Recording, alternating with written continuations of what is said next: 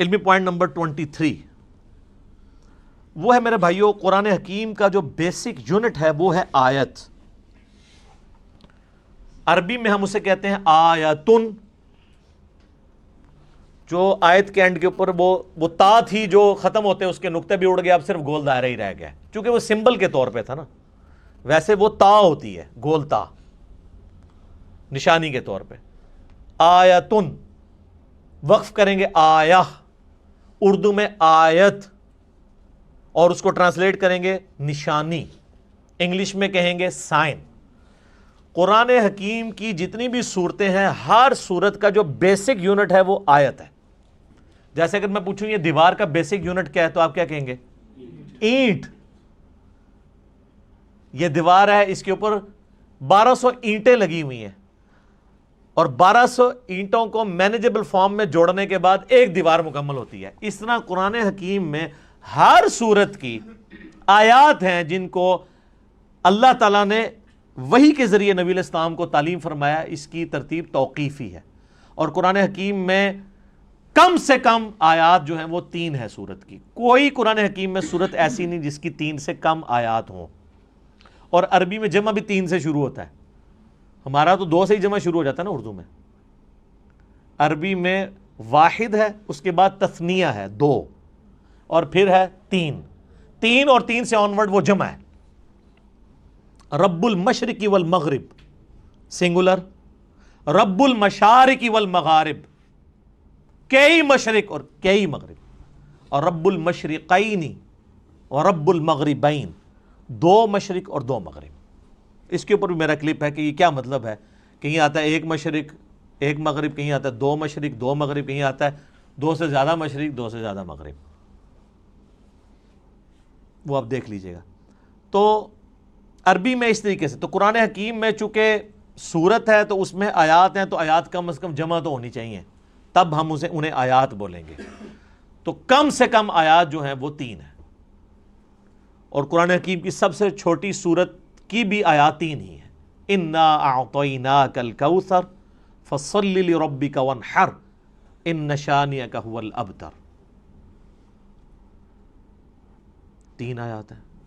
اذا جاء نصر اللہ والفتح ورأیت الناس يدخلون فی دین اللہ افواجا فسبح بحمد ربک واستغفرہ انہ کان توابا. واستغفر پہ ہم وقف کرتے ہیں، نہ بھی کرے کنٹینیوس بھی پڑھ سکتے ہیں. یہ 3 آیات ہیں، 3 سے زیادہ ہی ہیں، کم نہیں ہے. اور قرآن حکیم کی سب سے چھوٹی آیت کون سی ہے؟ سورہ الرحمن کی ایک آیت ہے، مدھامتان فبأی آلاء ربکما تکذبان. ایک لفظ کے اوپر پوری آیت ہے. اور قرآن حکیم کی سب سے لمبی آیت دین ہے جو سورۃ البقرہ کے اندر آئی، اور اس کے بعد پھر آیت الکرسی ہے 255 نمبر آیت.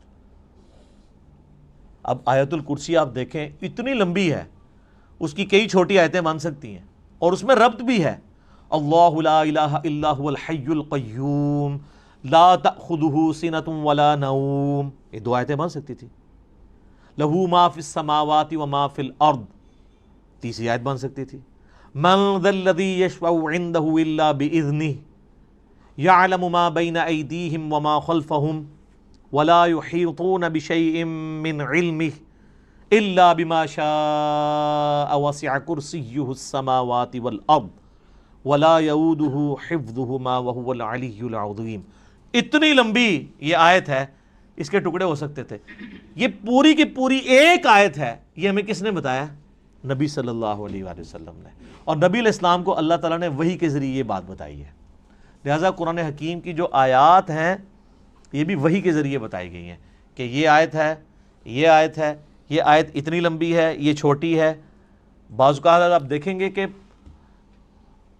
آیات، آپ وہ 2 آیتیں دیکھیں تو وہ ایک آیت بھی بن سکتی تھی، لیکن اسے سپلٹ کر کے 2 آیات بنایا گیا.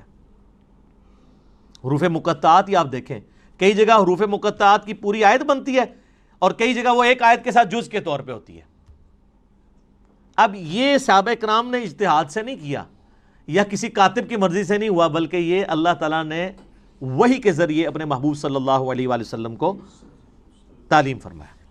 اور ساتھ یہ بھی یاد رکھیے گا کہ آیات کی دو اقسام ہیں قرآن حکیم میں، ایک آیات وہ ہیں جو محکمات ہیں اور دوسری ہیں جو متشابہات ہیں۔ سورہ آل عمران کی 7 نمبر آیت ہے جس میں اللہ تعالیٰ نے خود یہ بیان فرمایا کہ ہم نے جو آپ کی طرف قرآن نازل کیا ہے اس کی آیات دو قسم کی ہیں، ایک تو محکمات ہیں اور وہ کتاب کی جڑ ہے۔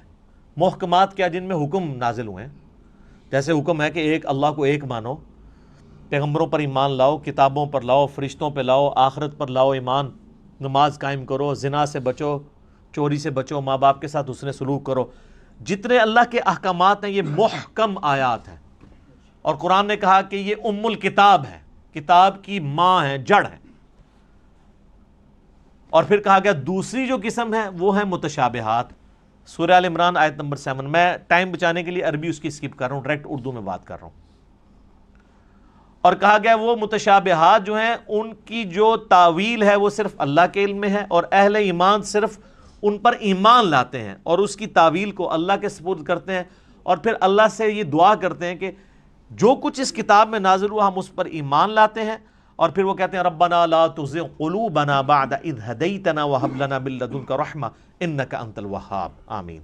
اے رب ہمارے دلوں کو ٹیڑھا مت کرنا بعد اس کے کہ تو نے ہمیں ہدایت عطا فرمائی، اور ہمیں اپنے پاس سے رحمت عطا فرما، اے عطا فرمانے والے۔ تو متشابہات کی وہ تفصیل میں نہیں پڑھتے، اور قرآن میں کہا گیا انہی آیات میں کہ جو ان متشابہات کے پیچھے پڑھتے ہیں ان کے دل ٹیڑھے ہو چکے ہیں، کیونکہ ان کا سلوشن ہمارے پاس موجود نہیں ہے۔ یہ نہ سمجھیے گا کہ ان کا مطلب ہی کوئی نہیں پتا کسی کو، صرف متشابہ عربی میں کہتے ہیں ریزیمبلنس والی چیزیں۔ مثلا جنت کے بارے میں جتنی باتیں ہیں یہ متشابہات ہیں، کہ جنت میں نعمتیں ملیں گی، حوروں کا کنسیپٹ ہے۔